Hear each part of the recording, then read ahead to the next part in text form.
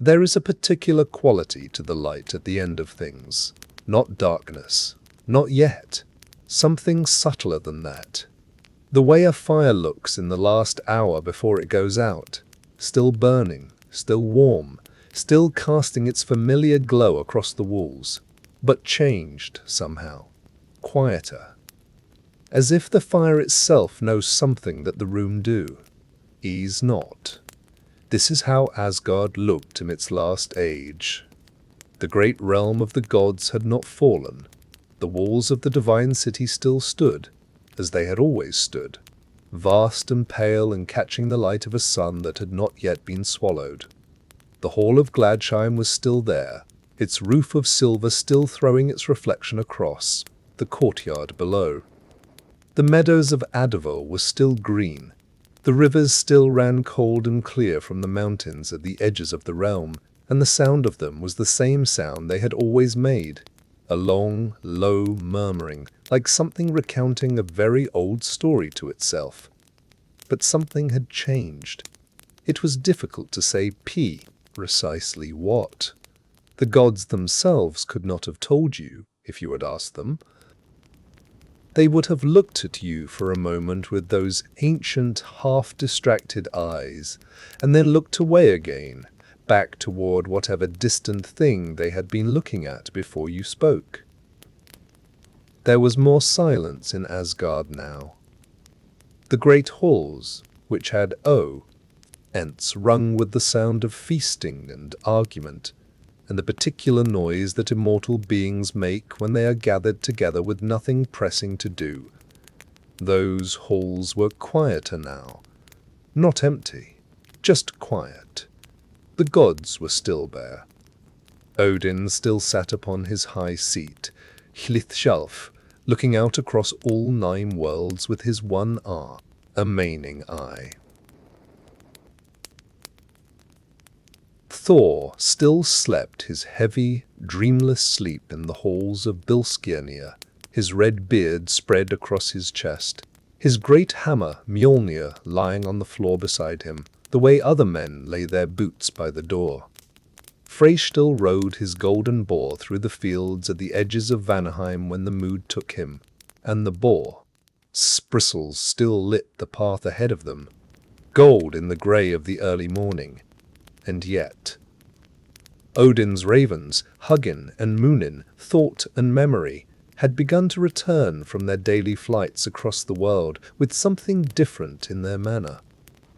They had always been grave birds, as befitted birds who spent their days watching the Odis, watching the Ahal, whirled on behalf of a god who could not be everywhere at once. But now they were graver still. They would land on Odin's shoulders and press their dark beaks close to his ear, and whatever they told him, he would sit for a long time afterwards in a stillness that was different from his ordinary stillness. His ordinary stillness was the stillness of someone who is thinking. This new stillness was the stillness of someone who already knows. Let us walk through Asgard as it was in those last days. Let us walk slowly, the way you walk when you are in a place you love and suspect you will not see again. There is no urgency in this. There is nowhere else to be. Begin at the gates. The gates of Asgard were not as some have imagined them, not huge, not ornate, not studded with precious stones and carved with the faces of victorious battles. They were simply very large and very old, and made of a wood so ancient that it had gone grey and smooth as stone over the ages. The grain of it was still visible if Thou stood close enough and looked, long lines running down through the wood, like something remembered, like the memory of a tree that had lived for 1,000 years before it was cut and shaped and hung on its iron hinges.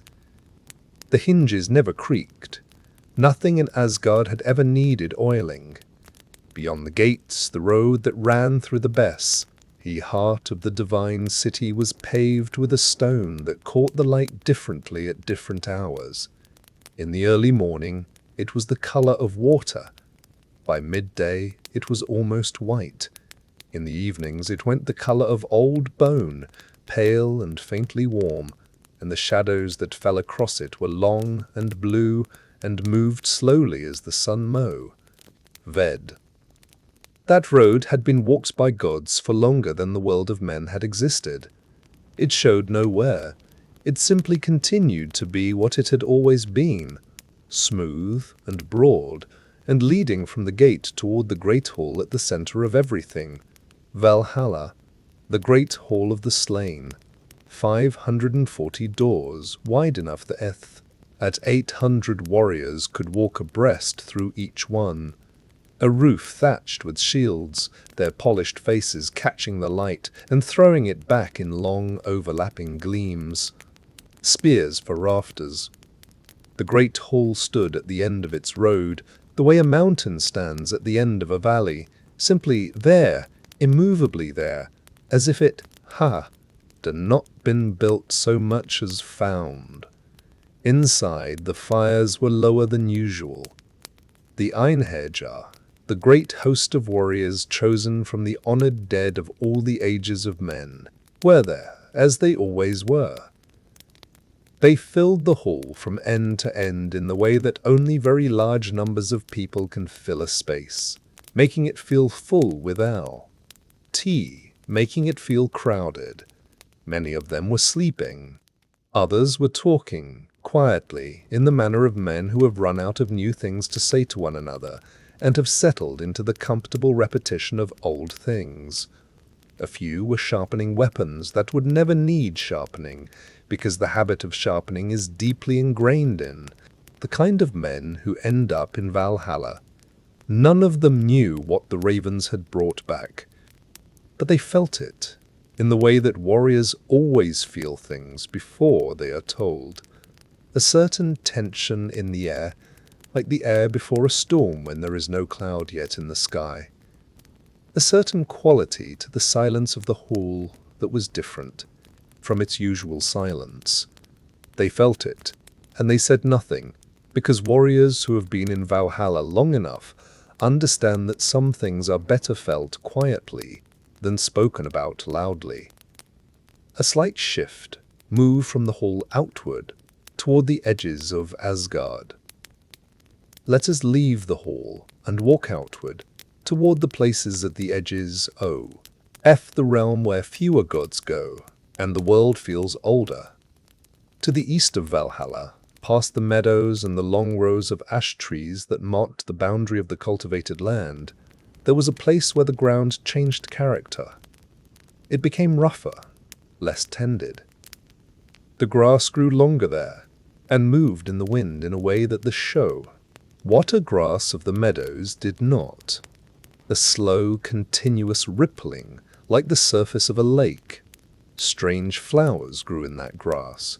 Not strange in the way of exotic things, vivid and eye-catching, strange in the way of things that are exactly where they should be and have been there for a very long time.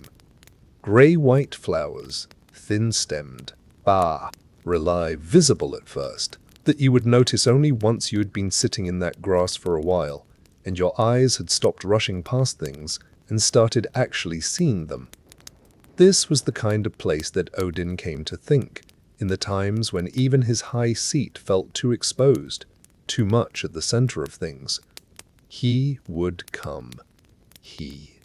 Alone, without the ravens, without the wolves, without any of the countless attendants and lesser beings who usually occupied the edges of his world. And he would sit in the long grass and look east. What he saw to the east when he looked from this place was the Bifrost, the Rainbow Bridge. It arched from its grounding point near the edges of Asgard, up and over and across the great void between the worlds, down to its other end in Midgard, in the world of men. It was made of fire and air and water, twisted together in a way that should not have worked, but did. A bridge made of things that ordinarily have no interest in being a bridge, compelled into that shape by something older than compulsion. Its colors shifted constantly. Not quickly, not in the restless, uncertain way of a thing that cannot make up its mind, but slowly, with the calm inevitability of something that has been doing this for a very long time and sees no reason to stop. Red deepening to orange. Orange shifting through yellow. Yellow cooling toward green. Green opening into the long blue that stretched across the middle of the bridge. The blue you can only really see when you stop looking directly at it. At the end of the bridge where it met Asgard, there was a small dwelling. Small by the standards of gods. By the standards of men, it would have seemed than sufficient. This was the post of Heimdall, the watchman, the one whose job it was to stand at the crossing point between Asgard and everywhere else, and watch for whatever might be coming. Heimdall needed very little sleep. It was one of his gifts, or perhaps it was simply what happened to a being who had spent ages beyond counting, doing the job that required unbroken wakefulness.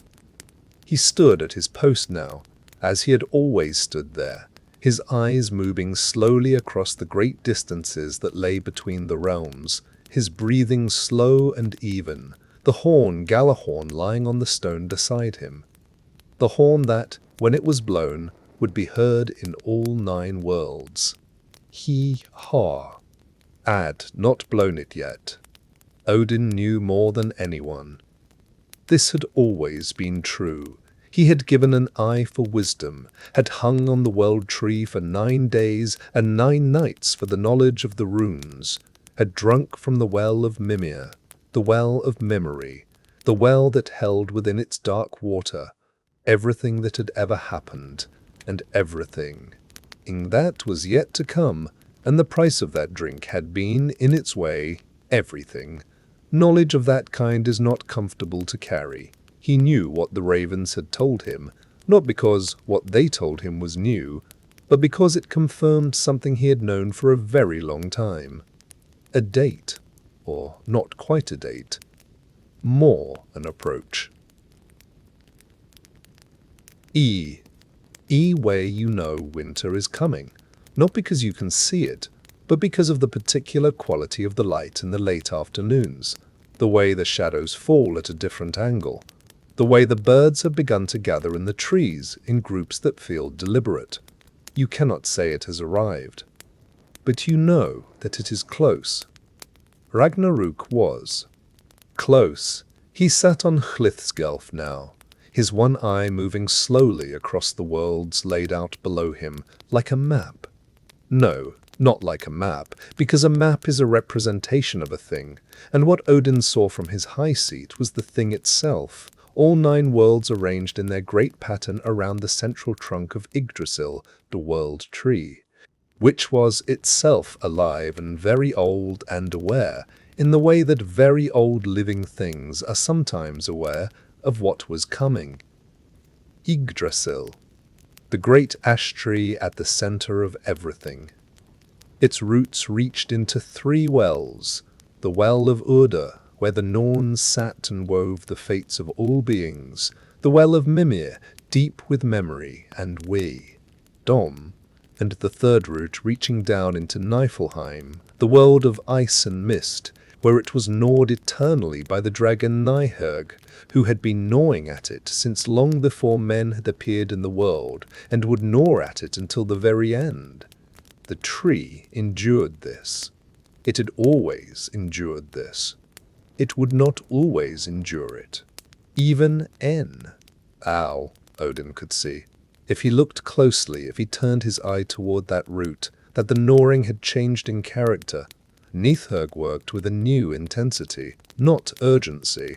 Dragons do not feel urgency in the way that smaller things do, but there was a focus to the gnawing that had not been there before, a deliberateness, as if the Creatura understood that what it had been working toward for all this time was now in sight. Settle further, the Well of Urdr, the Norns, the weaving. Let us go now to the Well of Urdr. It lay beneath the 1st root of Yggdrasil, in a place that was neither entirely within any one of the 9 worlds nor entirely outside them, a place at the junction of things, which is perhaps the most appropriate place for the well that contains the fate of all things. The water in it was still, not the kind of still that means undisturbed. This was a deeper stillness, the stillness of something that has come to rest after moving for a very long time and has no interest in moving a guy. Around the well the 3 Norns worked. Urdr, what has been. Verthandi, what is becoming. Skuld, what shall be. They worked at their weaving, always, without rest, without speaking much. There is not a great deal to say when you know everything that is, was, and will be, and your companions know the same. Occasionally they would pause and look at what they were making, and then look at one another, and something would pass between them that was not quite an expression and not quite a word. Something older than both of those things. And then they would return to their work. The cloth they wove was very long. It stretched out behind them into a distance that could not be measured, a record in thread and color of everything that had ever happened in all 9 worlds. Every death, every birth, every word spoken in the dark that no one was meant to hear. And at the leading edge of it, where their hands worked now, the threads were changing, different colors coming to the surface, colors that had not been prominent for a long time. Dark colors? Not evil colors, because the Norns did not think in those terms, not having much interest in moral judgments, simply colors that belonged to endings. The deep red of fires seen at a great distance, the grey-white of snow that has been falling for 3 days and shows no sign of stop-in. The black of a sky without stars. They wove on. In Asgard, as in the world below, there was still a sun, still that arc of light that crossed the sky from east to west and told the world what time it was. The sun was Sol, who drove her chariot across the heavens, and behind her always came the wolf scroll, who had been chasing her sigh, ence the beginning, and had not yet caught her. Every day she crossed, every day he ran behind her, and every evening she descended toward the horizon, and every evening school came a little closer, and every evening she pulled ahead again just enough to survive into another day. The evening was coming now, and the light across Asgard was owing that particular gold that only happens in the last hour before the sun goes down. A deep, heavy gold that makes even ordinary things look like something more than they are. The walls of the halls caught it and held it for a moment before letting it go. The river that ran along the eastern edge of the meadows turned the color of old amber. The ash trees that lined the road to Valhalla went still, the wind having dropped, as it often did at this hour, and in the stillness each leaf was perfectly, individually visible against the golden sky. Odin watched this from his seat. He watched the light change the way he had watched it change every evening for longer than the oldest thing in any of the 9 worlds had been alive. He knew every stage of it.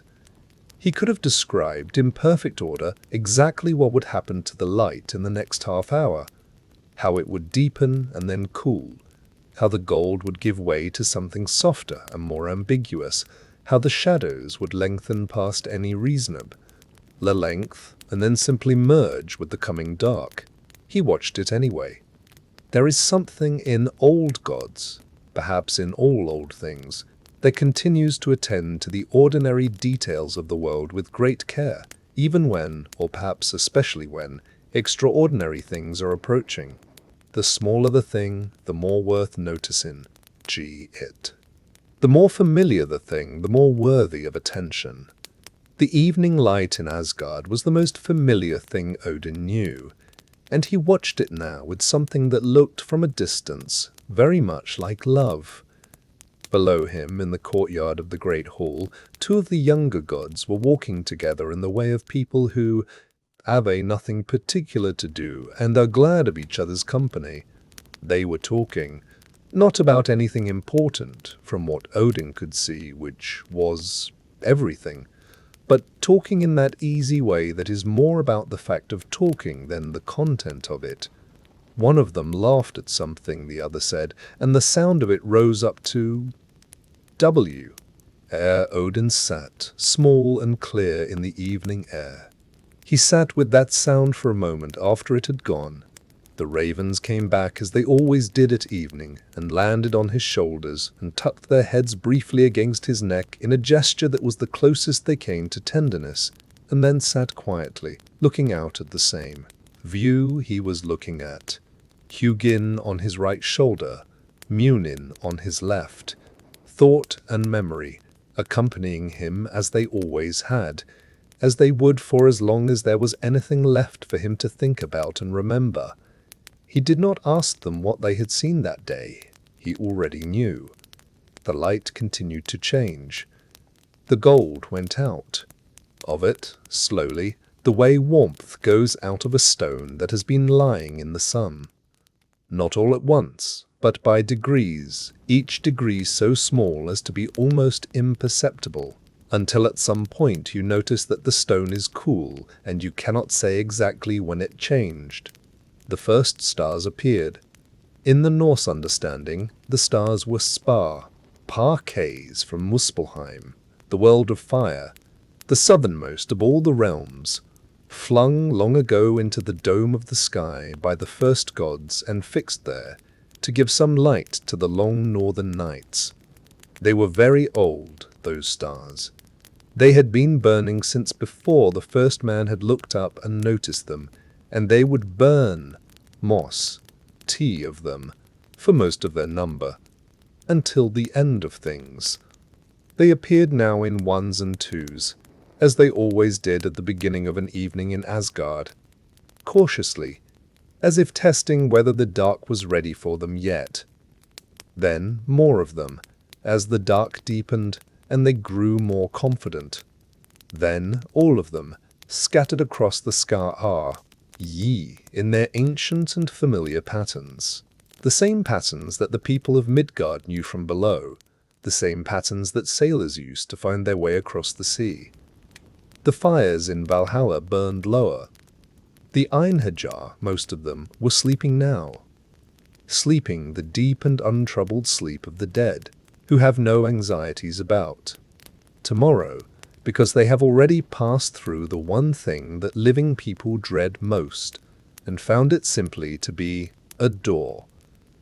They slept on their long benches and their low beds, and the sound of their breathing filled the hall with something that was almost music, a deep collective rhythm, many breaths moving together in loose and comfortable unison. At the edge of the Bifrost, Heimdall stood and watched, as he always did. The bridge moved slowly in colors beneath him.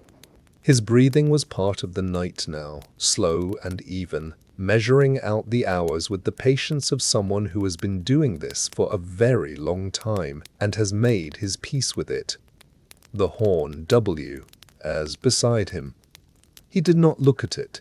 He looked outward, as he always did, at the long distances between the worlds, at the quiet that lay across all 9 realms like a blanket pulled up in the night. It was still there, the quiet.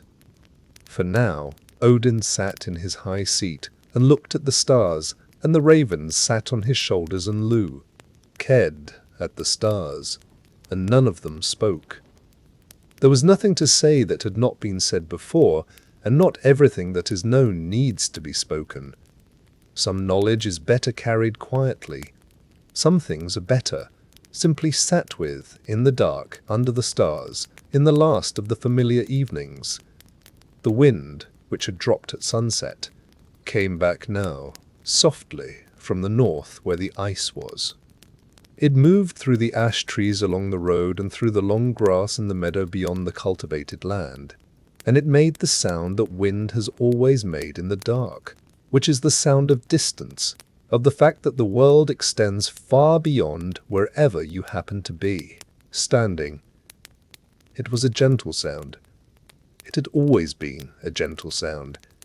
And Asgard rested in its last age, and the gods were still, and the stars above the great realm turned slowly in their ancient patterns, and the night was very long and very quiet and very dark at the edges, and the light at the center of things, the familiar, beloved, ordinary light of the hall fires and the torches and the distant glow of the Bifrost, was still there, still burning, still enough to see by, still enough. For now, there is a woman sitting at the edge of the world. She has been there for a very long time. Long enough that the rock she sits on has grown smooth beneath her, long enough that the roots of the great tree above her have thickened and spread and grown around the place where she sits, the way roots grow around a stone, slowly, without urgency, simply accommodating what is there. She is old in the way that certain things are old, not aged, not diminished, but accumulated. She contains within her more than she lets show, which is true of all very old things, and truer of her than of most. She is a seeress. The Norse called her a vulva. And once, long ago, long even by he reckoning of gods, Odin himself came to her and asked her to speak. He sat before her in the grey light of a place that was not quite any of the 9 worlds and not quite outside them, and he asked her to tell him what she knew, what she had seen, what was coming. She told him. What follows is what she said, not her words, though. She was spoken in a tongue that has no written form, in a cadence that has no modern equivalent, and they were heard only by Odin, and Odin does not repeat things easily. What follows is the shape of what she said, the outline of it, the way you might describe a dream, not by recounting it exactly, but by telling someone what it felt like, to have had it, and letting that be enough. She began at the beginning. She told him she remembered the giants, not the fire giants of Muspelheim, not the frost giants of Jotunheim, the first giants, the ones who came before. She had been there, she said, in that early time, when the worlds were still being arranged, when the degree of things was still being decided, when Yggdrasil was young enough that you could see the sky through its upper branches on a clear day. She had been there when Odin and his brothers made the world from the body of Ymir, the first giant, and she said it without judgment. As a fact, a piece of what had been, no more and no less signify, can't, than any other piece. She had a long memory. That was the point of her. And then she moved forward, through the ages, describing what she had seen the way a traveler describes a road they have walked many times, not with excitement, because there is no excitement left in a thing you have described many times, but with a certain quiet authority, the authority of someone who was there and knows what they are talking about and has no need to embellish. She described the first war, the war between the Aesir and the Vanir, the 2 great families of gods, which ended not in victory for either side, but in an exchange, gods given back and forth like a peace settle, meant each side taking something it had not had before, and giving up something it had. Odin took Njord and Freyja into Asgard. The Vanir took Honir and Mimir, and the worlds were changed by it, in the way that worlds are changed by things that seem like endings, but are in fact arrangements. Not resolved, only settled, the 10C. On-held, rather than released. She told this without hurry, one fact at a time, one image at a time. The kind of telling that does not try to hold your attention by rushing, but holds it instead by the quality of what it delivers. The way a very slow river holds your attention, not because it is exciting, but because it is inevitable. You cannot stop watching it move. And then she reached the part of her telling that Odin had really come for. She reached the signs. There are things, she said, that happen before the end, not caused by the end, not effects of some disaster already in motion, but things that announce it, the way certain birds announce the weather, the way certain aches in certain joints announce the coming of rain. She had seen these signs before. She had seen them in the weaving of the Norns. She had seen them written in the grain of Yggdrasil itself, in the patterns of growth and recession in the great tree's bark, readable only by those who knew what they were looking for. Shh. E began to name them. The first sign was the wolf, not Fenrir, not yet. Something else first. A change in the wolves of the world, in their behavior, in their relationship to the sun. The wolf Skull, who had chased the sun across the sky since the beginning of things, would begin to gain on her. Not noticeably at first. A fraction. Of a fraction imperceptible day by day, the kind of change that you could only detect if you had been watching for a very long time with very careful attention. But gaining. The gap between hunter and hunted closing by the width of a breath each day, and then the width of 2 breaths, and then a little more. The sun, she said, would begin to look different. Not visibly, not to ordinary eyes, but she had seen it. A quality to the light in the late afternoon that was not quite as it should be. A hurrying in the arc across the sky that was not hurried enough to notice, but that was there if you knew how to look. Odin listened. He listened the way he always listened.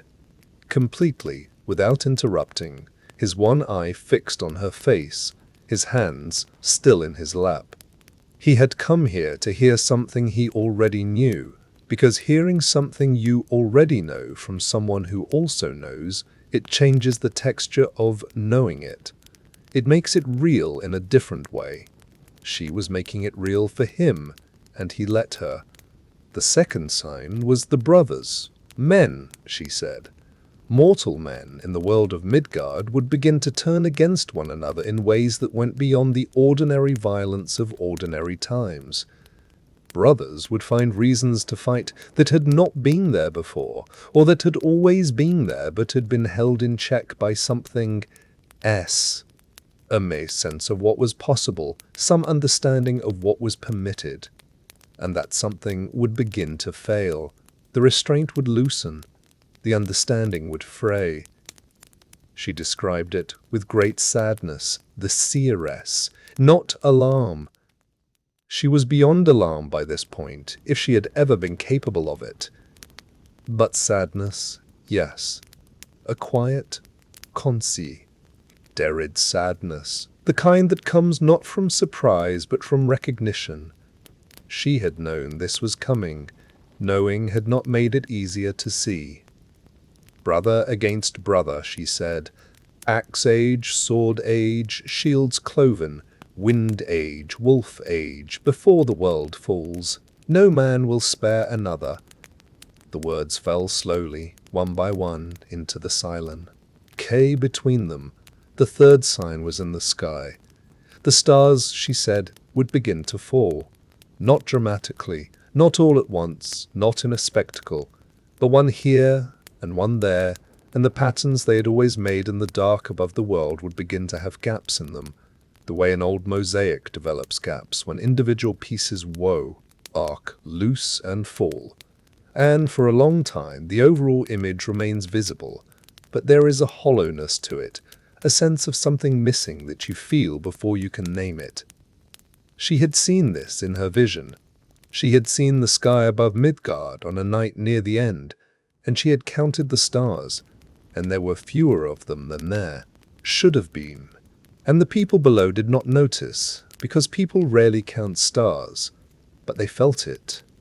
Felt the darkness between the remaining lights as a heavier darkness than it used to be. felt the sky as a larger sky than it had seemed before, more distant, more indifferent. The world below it feeling smaller by comparison. The fourth sign came from beneath the earth. Nihurga, the great dragon who gnawed at the root of Yggdrasil in Niflheim, would begin to stir in a new way. She had seen him in her visions many times over the long ages, and his motion was always the same. Methodical, patient, the gnawing of something that measures its progress, not in days or years, but in epochs. But what she saw now was different. A restlessness in him, a sense of something approaching its end that even a dragon in the deepest root of the world could feel, the way animals feel. Earthquakes before the ground moves, through some sense that does not have a name, but that operates below the level of ordinary sensation. He was gnawing faster, not much, but faster. And the tree, she said.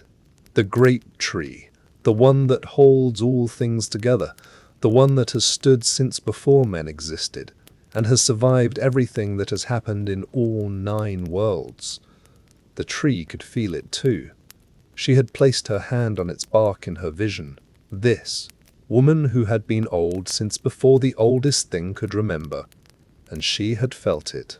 A tremor in the wood that was not there before. Not a shaking. Barely even a tremor. But present in the way that things are present when you know how to feel for them. The 5th sign was Loki. She did not dwell on this. She stated it. Loki, W. Bo was bound beneath the earth in his cave, who had been bound there since the death of Balder, who lay there while the venom dripped and Sigyn held her bowl. Loki would break free. The fetters that held him were made from the entrails of his own son, and they were strong, and they had held for a long time, but they would not hold forever. She could see the moment of his breaking in her vision, not clearly, the way you see a thing that is close, but distantly, the way you see a thing through fog, the shape of it certain even when the details are obscured. He would be free, she said. And when he was free, he would go to the place where the great ship was waiting. The sixth sign was Naglfar. The ship made of the nails of the dead. She described it without embellishment, because it required none. The image itself was sufficient. The image of a great ship assembled over ages from the nail clippings of the unburied dead, each piece added slowly, each piece a testament to someone whose body had not been ropely tended after death, each piece a small failure of care accumulated into something vast and terrible and purposeful. It was moored, she said, at the edge of the waters that surrounded the world, and it had been moored there for a very long time, and it was very nearly complete. The last nail would be added. She did not say when. She was a seeress, not a calendar. She dealt in the shapes of things, not their dates. But the last nail was close. She could see the mooring rope straining already in her vision, as if the ship itself understood that its time was almost come, and was impatient in the way that large, inevitable things are sometimes impatient, not franc.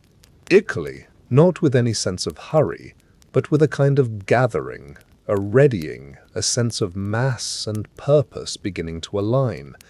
These were the signs, she told him, not all of them. There were others, smaller ones, details in the weave that she had noticed over the long years of her watching, changes in the behavior of birds, a shift, in the quality of the water in certain rivers. The way the wind had begun to come from different directions than it used to, as if the world itself was slowly turning, orienting itself towards something on the horizon. She had catalogued these things in the manner of someone who has spent a very long time paying attention and has learned that nothing is too small to notice.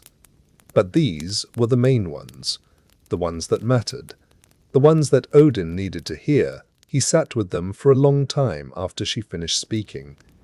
The light in the place between worlds did not change, because light in places between worlds does not behave the way light behaves in ordinary places.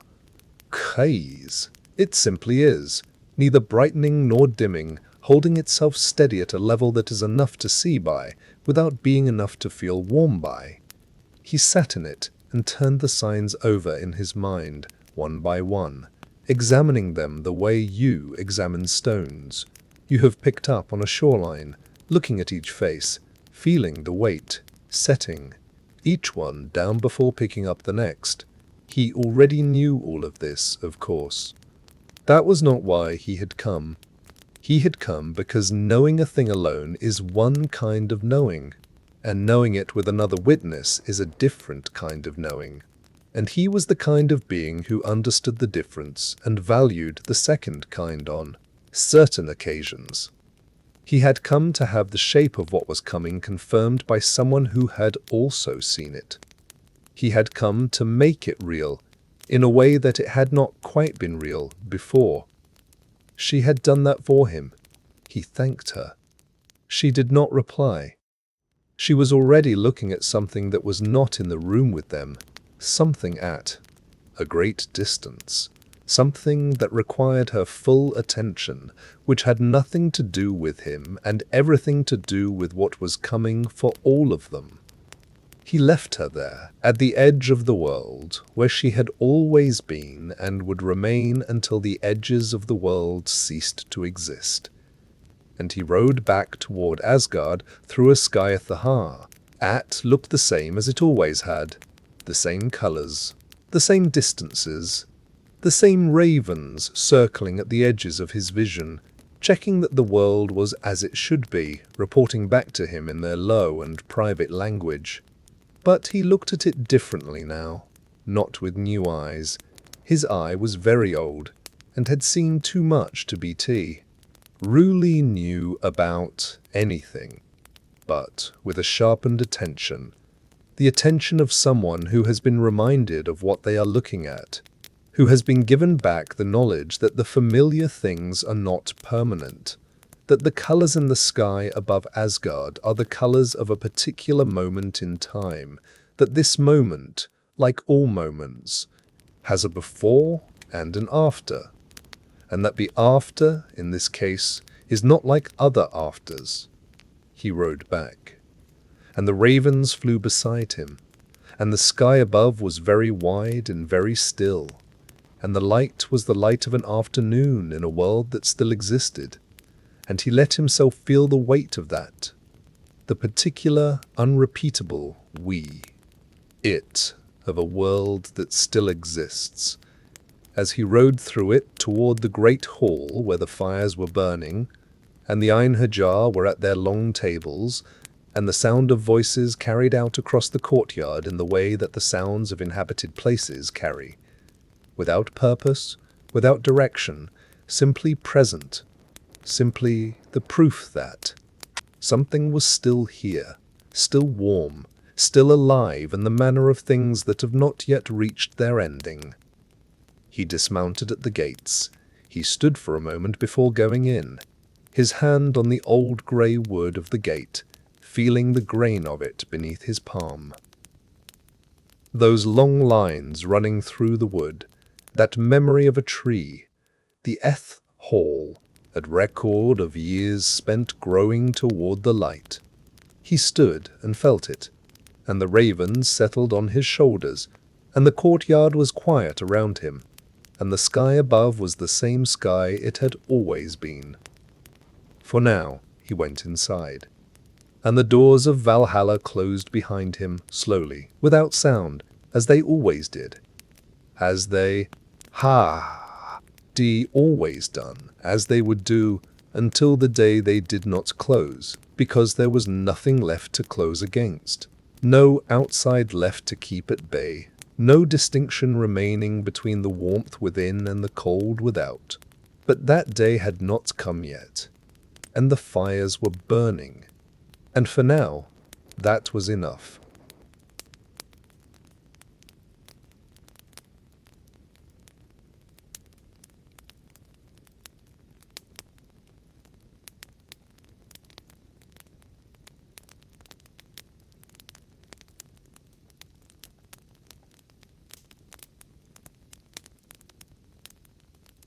The cold came first to the edges of things. That is how cold always arrives. Not at the center, not all at once, not with any announcement. It comes to the places that are already a little exposed, a little thin, a little further from whatever warmth is being kept. The corners of rooms, the north-facing sides of stones, the shadows that the sun does not quite reach, even at midday. It comes the ray first, quietly, and it settles in. And for a while the rest of the world does not notice, because the rest of the world is still warm enough not to be paying attention to its edges. This is how Fimbulwinter began. Not with a storm, not with a sudden and dramatic drop that everyone felt at once and turned to look at. It began in the places where winter always begins, in the high mountain pass. Says where the snow had always come early and stayed late, in the flat northern plains where the wind came off the sea without anything to slow it, in the wet, low ground near rivers where the frost formed, first because the air there sat still and cold through the night, and never fully warmed by day. In those places, the cold came early that first year, earlier than it should have, not by much. A week, perhaps 2, perhaps a little more. Early enough that the farmers noticed, early enough that the people who paid attention to such things looked at their fields and made a calculation and thought, we will have less time than usual. But not early enough to alarm anyone. Early enough only to be noted and filed away, and perhaps mentioned to a neighbor in the way that weather is mentioned to. Neighbors, as a small thing, a curiosity, nothing more. The first winter came and was long, longer than winters usually were. It stayed past the time when it should have been loosening its grip, past the time when the first tentative warmth should have begun to come back into the soil, past the time when the first small flowers should have appeared in the sheltered spots at the bases of Sout. H-facing walls. The snow that should have been melting in the lowlands in early spring was still there in what should have been late spring, and then still there in what should have been early summer, and this was when people began to look at each other with something more than the ordinary concern of people experiencing an ordinary difficult year. Still there when summer should have fully arrived. Summer did not come that year. There was a warmth, briefly, in the middle months, a pale, reluctant warmth, the kind that does its best but cannot quite manage to be convincing. The snow in the lowlands melted, mostly, and the rivers ran high and cold with it. Some things grew, tentatively, in the shortened season, but not enough. The harvests were poor. The animals that had been kept through the long winter were thin, and the fodder that had been set aside for an ordinary winter had run down to almost nothing by the time the warmth finally, grudgingly arrived. People said it was a hard year. They had had hard years before. They said it the way people say things they want to believe, firmly, with a certain deliberate confidence, as if the firmness of the saying would help to make it true. They put up more fodder for the next winter. They slaughtered animals they could not afford to feed through another long cold. They did the practical things that practical people do when they have had a hard year and expect, because hard years have always ended before, that the next year will be better. The second winter began before the first had fully ended. Hat was the thing that no one had prepared for.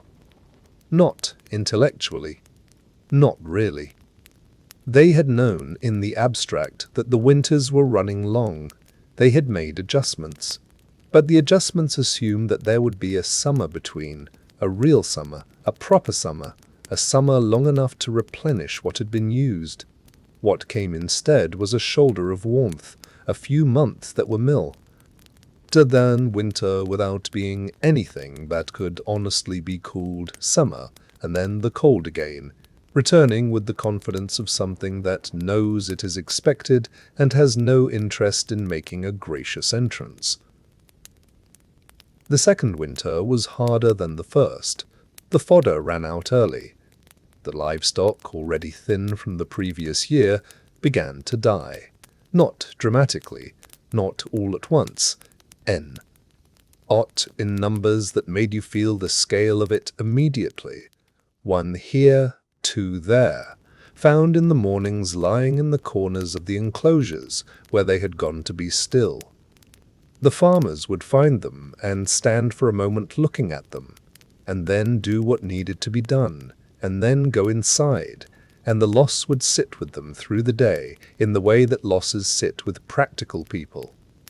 Not expressed, not examined closely, but present. A weight that accumulated alongside all the other weights of a hard winter. The rivers froze that second winter in places they had never frozen before. Rivers that were known to run fast enough and deep enough that they did not freeze even in the worst of ordinary winters.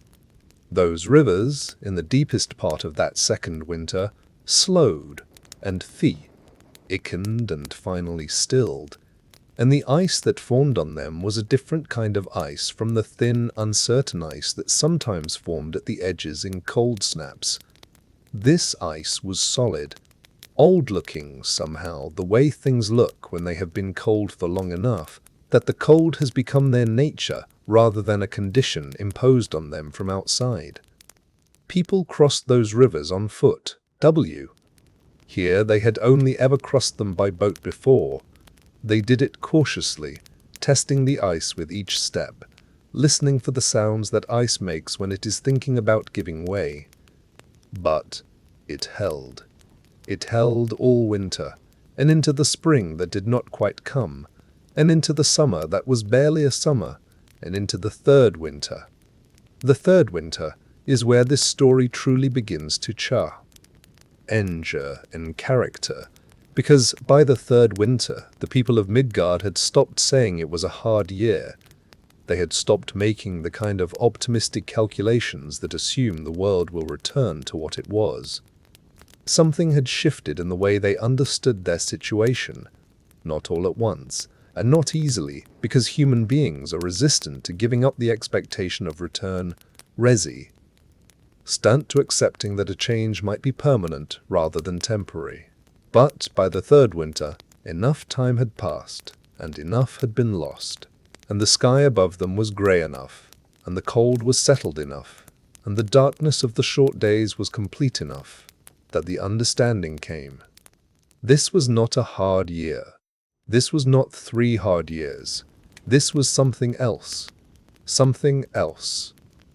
For which there was no word in the ordinary language of ordinary people, though there was a word in older languages, in the languages of those who had thought carefully about how the world might end.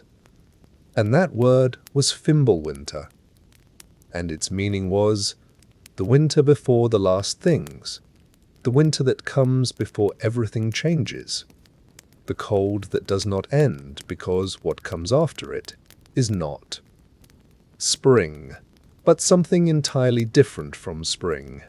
The snow that fell in the third winter fell differently, or perhaps it fell the same as it had always fallen, the same size of flakes, the same weight, the same slow-turning descent through still air.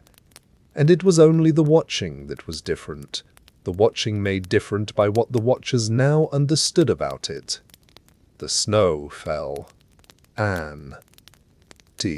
The people of Midgard watched it fall, and they watched it with new eyes, the eyes of people who understand that what they are watching is not weather.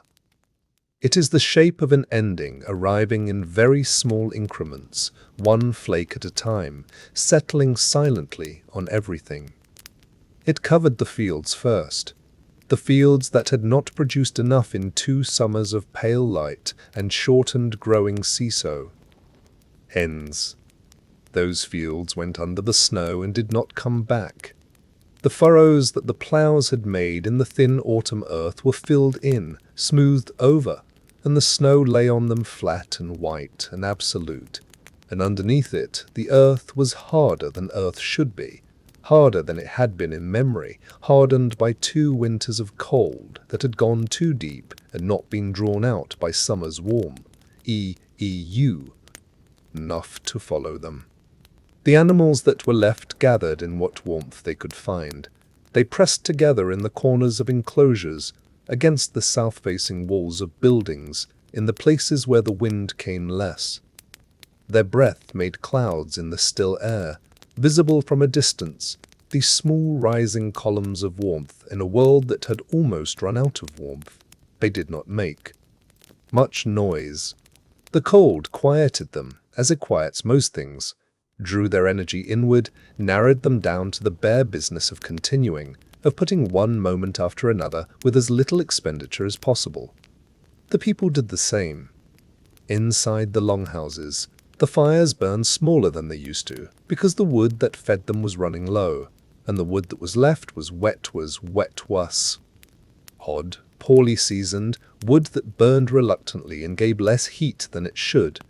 The smoke from it did not go straight up through the smoke holes in the roofs, but wandered, finding its level in the air of the house, sitting in the upper part of the space where the rafters were, and the smell of it was the smell of those longhouses through the long winters, wood smoke and damp, and the smell of animals kept nearby for their warmth, and the particular smell of people living in close quarters through a cold that will not end.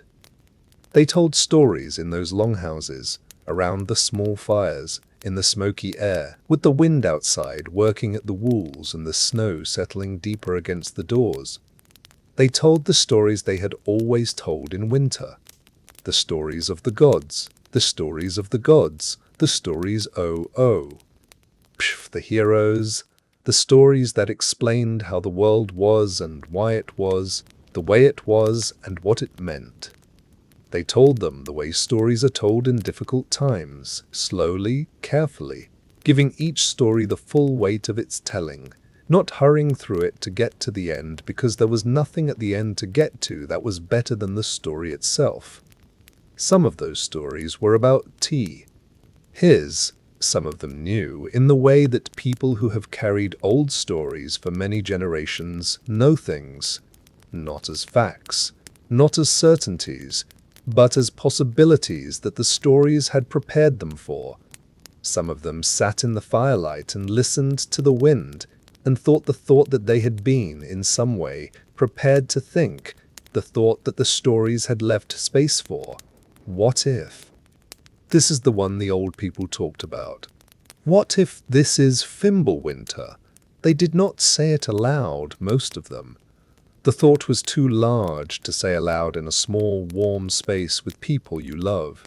Some thoughts are better held than spoken, better carried quietly than set loose in the air where they can take up all the room.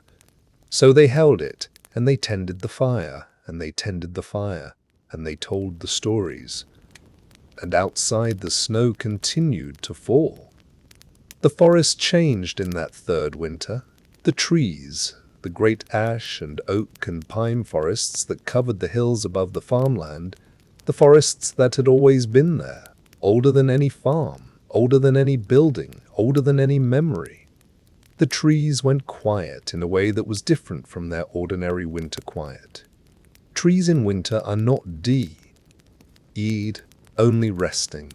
There is still something in them, some low and patient vitality, some continuation that you can feel if you put your hand on the bark and hold it there for a while. It is very slow and very deep and very cold, but it is there. In the third winter, some of that was gone, not from all the trees, not from most of them, but from some, particularly from the ones in the highest and most exposed places, the ones that had already been living at the edge of what was possible. From those trees, the vitality was gone. You could feel it in the bark, still and cold all the way through, in a way that was different from the ordinary cold of dormant winter wood, gone in a way that spring would not reverse. The birds were different too, the birds that should have left in autumn. Han had gone, as they always did, flying south to the places where the warmth still was. But the birds that should have returned in spring, the ones whose return was one of the reliable signals that winter was ending, that the world was turning back toward warmth, those birds did not come back, or they came back later than they should have, and in smaller numbers, and they seemed uncertain when He arrived, as if the place they had returned to was not quite the place they had left, and they were making an ongoing assessment of whether to stay. And the wolves came closer. This was noticed. It was the kind of thing that is impossible not to notice when it happens, the kind of change that announces itself in terms that everyone understands. The tracks in the snow around the edges of Set. Clements, closer than wolf tracks had ever come before, the sounds at night that were closer than the sounds at night used to be, the loss of animals from the outermost enclosures found in the mornings with the particular quality of loss that speaks of wolves rather than cold. The wolves were hungry. All the wild things were hungry. The cold had driven the prey deeper into the forests and out of the forests altogether as the forests grew inhospitable, and the predators had followed, and the whole chain of things that depended on other things for sustenance had shifted, compressed, concentrated, pushed toward the places where the people were, toward the warmth and the food and the animals the people kept. People slept less well that third winter. They slept the way people slur. When they are not certain that the world outside is the same world it was when they closed their eyes. Lightly, ready to be woken, one part of awareness held back from sleep and kept watchful, set at the perimeter of consciousness like a guard. The children slept more deeply, because children sleep deeply even in difficult times, and it was a mercy. But the adults lay in the dark and listened to the wind and to the sounds from outside, and the snow fell and the cold deepened, and the fire burned down, and someone always woke to put more wood on it, always the same. Someone in each household, the one who had quietly taken on that responsibility without it ever being assigned to them. The days were very short. The sun, in the deep of that third winter, appeared briefly in the south. A pale suggestion of light, low on the horizon, lasting a few hours at most before it was gone again. It gave some light but no warmth. It illuminated the snow-covered landscape in a flat blue-gray light that made everything look like something seen through water, present, visible, but at a remove, as if what was being seen was a representation of the world rather than the world itself. People tattooed at their doorways in that brief light, and looked at their farms and tried to see in them what they had always seen. The fields, the enclosures, the paths between buildings that they had walked 10,000 times, and knew, as well as they knew anything. They could see the shapes of those things under the snow, the outlines still familiar. But the familiarity was becoming something else. It was becoming memory rather than present fact. The farm they knew was the farm they remembered from before the cold. What was under the snow was something different, something in the process of becoming something else, something they did not yet have a name for. They went back inside. They closed the door against the cold and the light.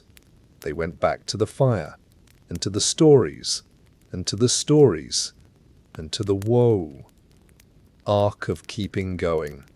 The endless, patient, unremarkable work of keeping going that people do in hard times without calling it courage, though it is the most ordinary form of courage that exists.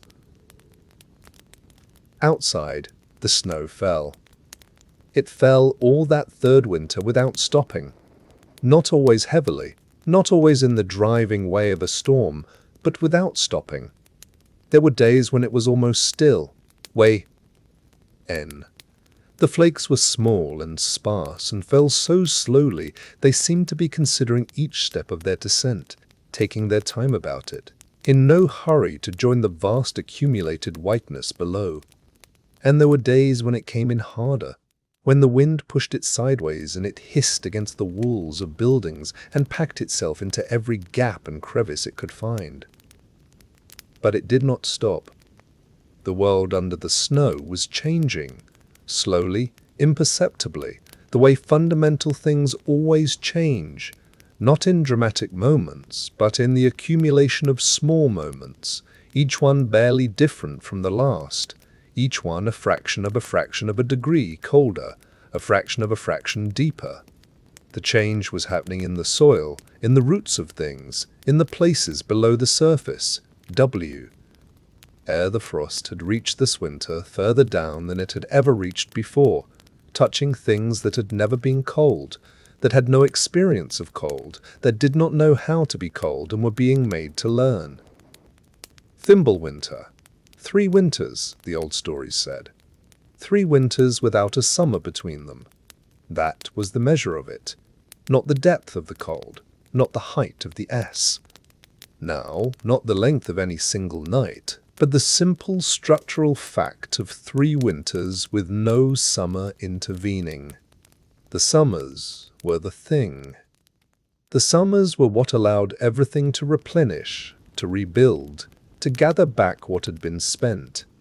Without them, the replenishment did not happen, and each winter began from a weaker position than the last, and the weakness compounded, and the world grew thinner. The world was growing thin now. You could feel it if you paid attention. The way sounds carried differently in the cold, the way the air had a different quality, drier, harder, less full of the invisible moisture that warmer air carries. The way the light, when it came, seemed to travel further than it should, reaching into distances it would not have reached in more ordinary tea.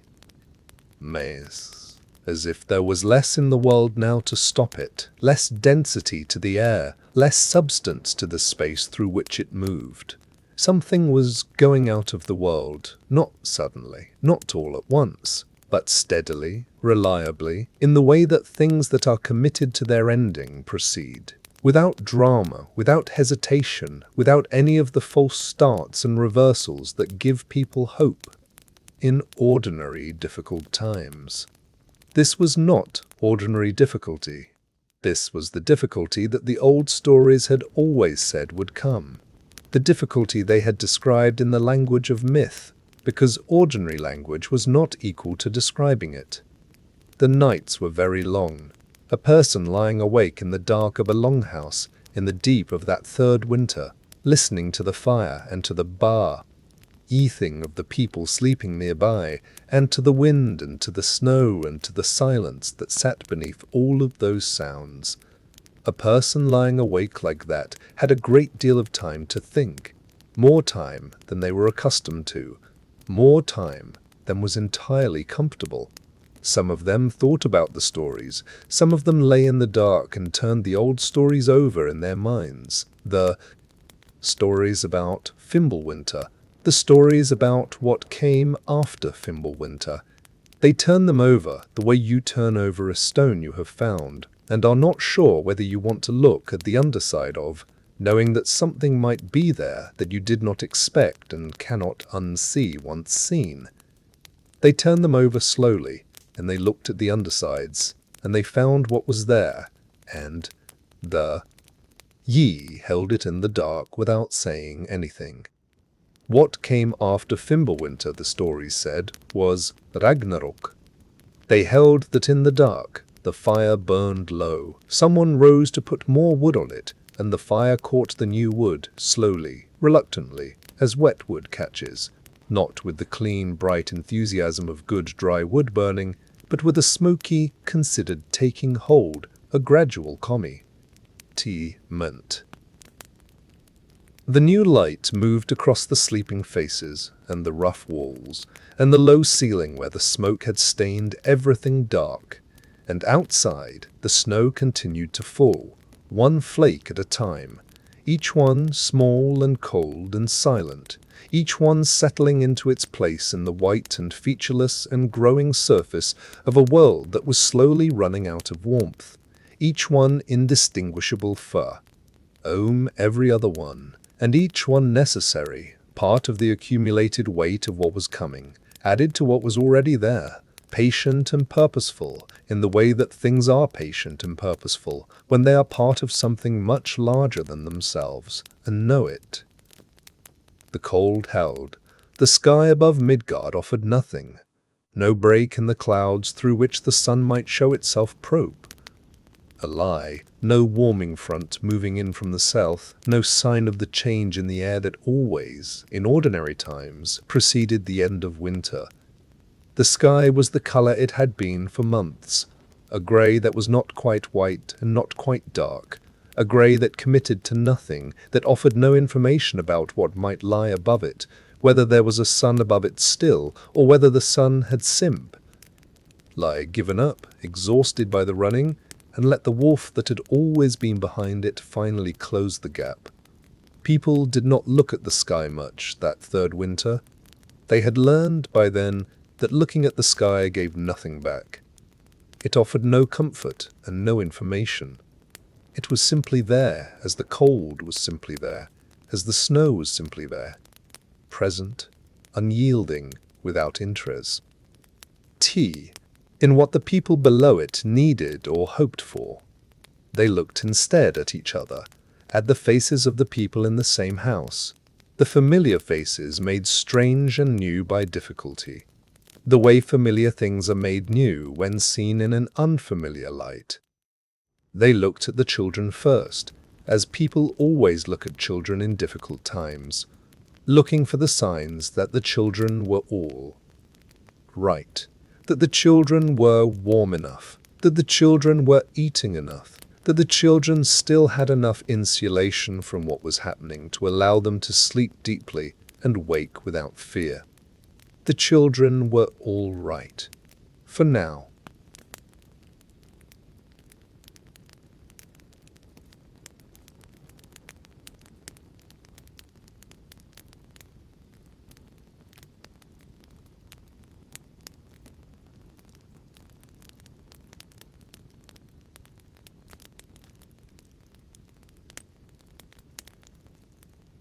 Interested in playing. But they were all right. They were surviving in the way that children survive things, with a resilience that the adults around them drew on, though they would not have described it that way. Children surviving things is one of the oldest and most reliable sources of courage in the world. It has always worked this way. And so the people held on. Through the third winter. One day at a time, and then one night at a time, because the nights were longer than the days and required their own separate getting through, one fire tending at a time, one story told at a time. One morning arrived that after a long night, another day of pale grey light, another evening of early dark, another night of wind and snow, and the sounds of a world outside that had become strange and cacked, and did not resemble quite the world they had grown up in.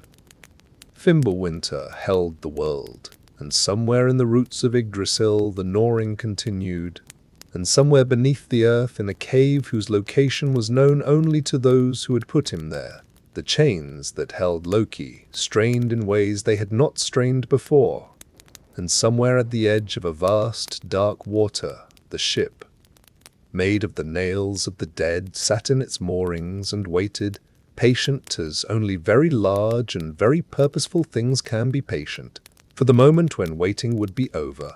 The cold held, the snow fell, and the world grew thinner, and the nights grew longer, and the fires burned lower, and the people held on, and the old stories moved through the dark of the longhouses like smoke.